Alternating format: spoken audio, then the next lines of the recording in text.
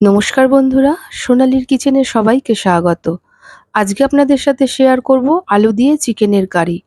আসুন দেখে নেওয়া যাক আমার আজকের রেসিপি। এখানে কারি কাট করে কাটা 1 কিলো চিকেন ভালো করে ধুয়ে নিয়েছি। তাতে 1 টেবিল চামচ পাতিলেবুর রস দিয়ে দিলাম, সাথে 3 টেবিল চামচ ফ্যাটানো টক দই দিয়ে দিলাম, 1 চামচ জিরে গুঁড়ো, 1 চামচ ধনে গুঁড়ো, 1 চামচ লাল লঙ্কার গুঁড়ো, 1.5 চামচ কাশ্মীরি লঙ্কার গুঁড়ো, 1 চামচ হলুদ গুঁড়ো আর 2 টেবিল চামচ সর্ষের তেল দিয়ে চিকেনটা ভালো করে মেখে 10 মিনিট ঢেকে রেখে দেবো। চিকেনের বেশ কটা রেসিপি আমার চ্যানেলে আছে, আপনারা ইচ্ছা করলে ভিজিট করে নিতে পারেন।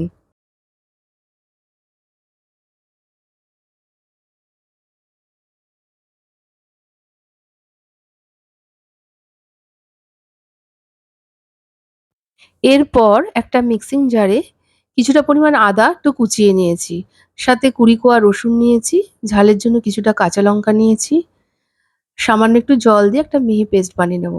কাঁচা লঙ্কার পরিমাণটা আপনারা যেমনি ঝাল পছন্দ করেন সেই হিসাবে ব্যবহার করবেন। এরপর এখানে 4টে আলু ঠিক এইরকমভাবে কেটে নিয়েছি। এই আলুগুলোতে সামান্য একটু লবণ, হলুদ গুঁড়ো আর 1/2 চামচ কাশ্মীরি লঙ্কার গুঁড়ো দিয়ে ভালো করে মেখে নেব। এরপর কড়াই গরম করে কড়াইয়ে 4 টেবিল চামচ সর্ষের তেল দিয়ে দিলাম। তেলটা গরম হলে গ্যাসের ফ্লেমটিকে মিডিয়ামে রেখে আলুগুলোকে ভেজে নেব। হাই ফ্লেমে আলুগুলো ভাজতে যাবেন না, তাহলে ওপরটা লালচে হয়ে যাবে, ভেতর থেকে কিন্তু ঠিকমতো কুক হবে না। আলুগুলো ভাজা হয়ে গেলে একটি পাত্রে তুলে নেব।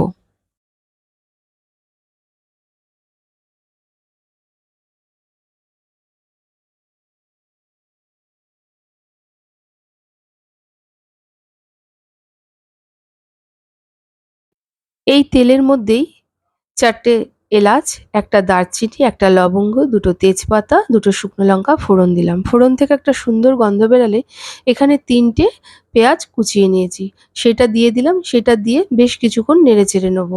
পেঁয়াজের কালারটা যখন হালকা লালচে বর্ণের হবে সেই সময় আদা, রসুন, কাঁচা লঙ্কার যে পেস্টটা বানিয়েছি সেটা দিয়ে দেবো। সাথে এখানে আমি 2টো টমেটো টুকরো করে নিয়েছি সেটা দিয়ে দেবো। আর সামান্য একটু লবণ দিয়ে প্রথমে বেশ কিছুক্ষণ কষিয়ে নেবো। আপনাদের কাছে অনুরোধ রইল, আমার রেসিপিগুলো যদি ভালো লেগে থাকে প্লিজ আমার চ্যানেলটিকে সাবস্ক্রাইব করবেন আর পাশে থাকা বেল আইকনটি অবশ্যই প্রেস করবেন। এতে আমি যাই রেসিপি আপলোড করি না কেন নোটিফিকেশন সবার প্রথম আপনার কাছে গিয়েই পৌঁছাবে। বেশ কিছুক্ষণ কষিয়ে নেওয়ার পর ম্যারিনেট করে রাখা চিকেনটা দিয়ে দিলাম। সাথে যেই বাটিটার মধ্যে চিকেনটা ম্যারিনেট করে রেখেছিলাম সেই বাটির মধ্যে সামান্য একটু জল দিয়ে ভালো করে ধুয়ে নিয়ে মশলা মাখানো জলটা দিয়ে দিলাম।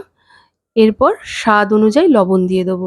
লবণটা দিয়ে মশলার সাথে ভালো করে মিশিয়ে গ্যাসের ফ্লেমটিকে মিডিয়ামে রেখে ঢেকে দেবো 5 মিনিটের জন্য।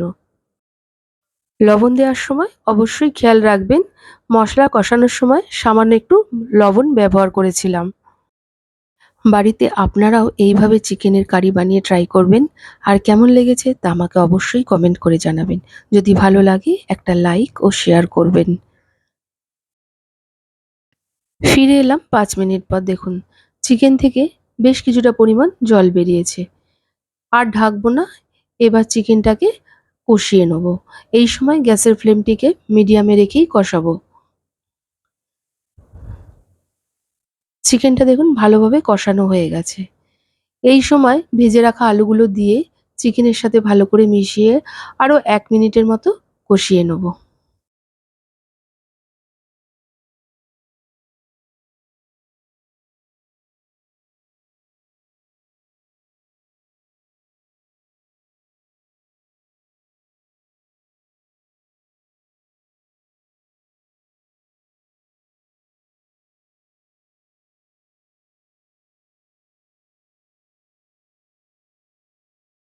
আলু দিয়েও কষানোটা হয়ে এসছে।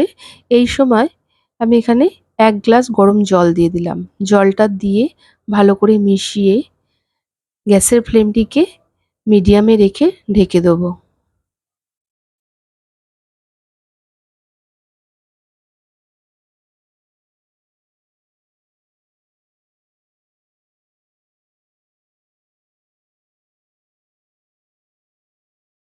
রান্নাটা প্রায় হয়েই এসছে। আলুগুলোও সেদ্ধ হয়ে গেছে, চিকেনটাও ভালোভাবে সেদ্ধ হয়ে গেছে।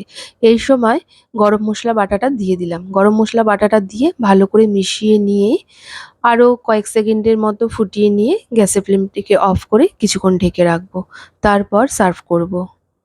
গরম ভাত, রুটি, পরাটা এসবের সাথে কিন্তু ভালো লাগবে। যাই হোক, আজকের মতো এতটুকু। আবার হাজির হয়ে যাব নতুন কোনো রেসিপির সাথে। সকলে ভালো থাকুন, সুস্থ থাকুন। ধন্যবাদ।